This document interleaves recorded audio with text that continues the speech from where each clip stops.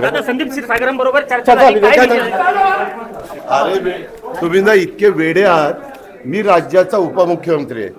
तो विरोधी पक्षाचा जरी आमदार असला तर त्याच्या शहरामध्ये 21 दिवस पाणी नाही प्यायला. ते सांगायला आला की दादा त्याच्यातनं काहीतरी मार्ग काढा. मी त्या जिल्ह्याचा पालकमंत्री आहे.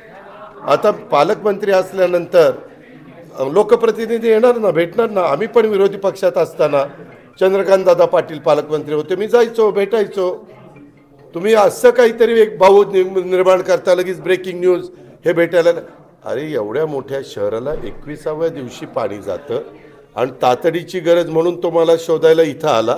आणि आम्ही जेवत असताना त्यांनी मला सांगितलं आणि मी तिथनं आता फोन केलेला आहे.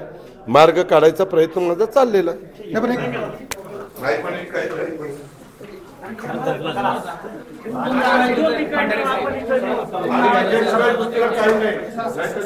सचिन घेतलंय ना,